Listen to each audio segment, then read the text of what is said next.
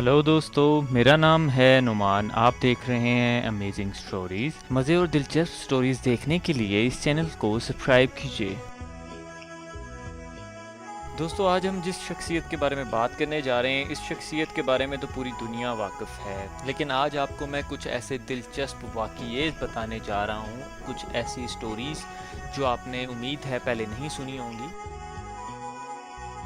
दोस्तों, कायद-ए-आज़म 25 दिसंबर 1876 में पैदा हुए थे कराची में। हालांकि ये इनकी ओरिजिनल डेट ऑफ बर्थ नहीं है। इनकी ओरिजिनल डेट ऑफ बर्थ 20 अक्टूबर 1875 है, जो कि बाद में चेंज करके 25 दिसंबर 1876 कर दी गई थी और इसकी वजह आज तक नहीं पता। इनका ओरिजिनल नाम भी मोहम्मद अली जना नहीं था। इनका ओरिजिनल नाम जो था वो मोहम्मद अली जना भाई था, लेकिन वो भी चेंज कर दिया गया मोहम्मद अली जना में। कायद-ए-आज़म की पहली बीवी का नाम एमी बाई था। एमी बाई की उम्र 14 से 16 साल थी जब कायद-ए-आज़म ने उनसे शादी की थी, लेकिन कायद-ए-आज़म के लंदन जाते ही कुछ देर बाद उनकी वफात हो गई। उसके बाद कायद-ए-आज़म ने वापस आके 1918 में रतन बाई से शादी की थी और उनका नाम चेंज करके मरियम जिना रखा गया था, जो कि एक पारसी फैमिली से ताल्लुक़ रखती थी। कायद-ए-आज़म और मरियम जिना की एक बेटी है जिसका नाम दीना वादिया है, जो कि 1919 15 अगस्त में पैदा हुई थी, पाकिस्तान की आज़ादी से ठीक 28 साल पहले। एक इंटरेस्टिंग फैक्ट ये है कि कायद-ए-आज़म की डेट ऑफ बर्थ का दिन और पाकिस्तान की आज़ादी का दिन एक ही होता है। जैसे कि इस दफ़ा 14 अगस्त पीर को थी, अब कायद-ए-आज़म की बर्थडे 25 दिसंबर को होगी और वो भी दिन पीर का ही होगा। कायद-ए-आज़म के पास तकरीबन 200 सूट थे कोर्ट में पहन के जाने के लिए, और उन्होंने कभी भी एक टाई दोबारा नहीं पहनी।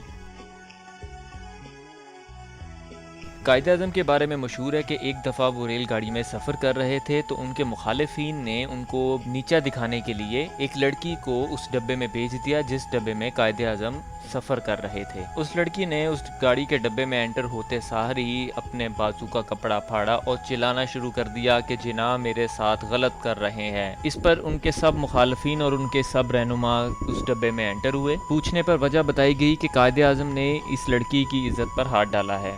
लड़की पूरी बात करके जब चुप हुई तो कायद-ए-आज़म ने जवाब दिया, ये लड़की झूठ बोल रही है, क्योंकि अगर ये सच बोल रही होती और मैंने इसके साथ कुछ गलत किया होता तो मेरे हाथ में जो सिगार है इसकी राख मेरे हाथ से गिर चुकी होती, हालांकि ये वो अपनी जगह ही मौजूद है।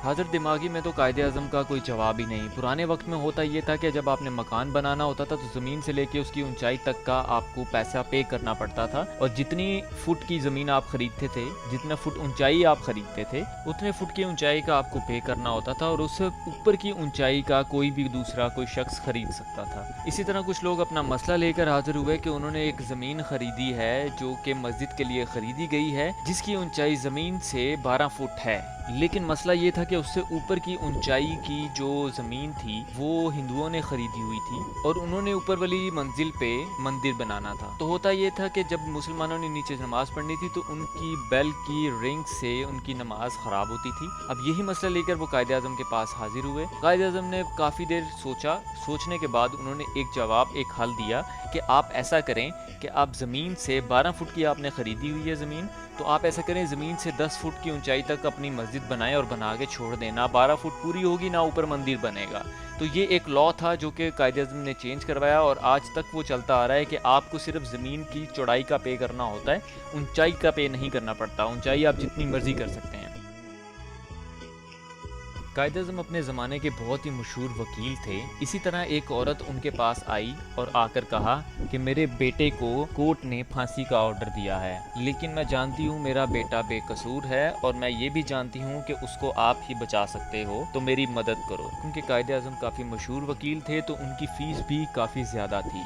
उस औरत ने कहा मैं अपनी फ़ीस नहीं पे कर सकती। तो कायद-ए-आज़म ने कहा कि मैं तुम्हारा केस स्टडी करूँगा, अगर मुझे लगा कि तुम्हारा बेटा वाकई बेकसूर है तो मैं तुमसे 1 रुपया तक नहीं लूँगा। कायद-ए-आज़म ने सारा केस स्टडी किया और पाया कि उसका बेटा वाकई बेकसूर था। तो जिस दिन उसको फांसी होनी थी कायद-ए-आज़म उस दिन वहाँ पर पहुँचकर वहाँ पर मौजूद वकील, पुलिस वाला और एक आम शहरी जिनके सामने फांसी दी जाती है, उनको जाके मिले और पुलिस वाले से पूछा कि ये क्या कर रहे हो। तो पुलिस वाले ने जवाब दिया कि इसको फांसी के ऑर्डर हैं। कायद-ए-आज़म ने कहा नहीं, फांसी के ऑर्डर नहीं है, इस पर लिखा है हैंग हिम, यानी लटका दो।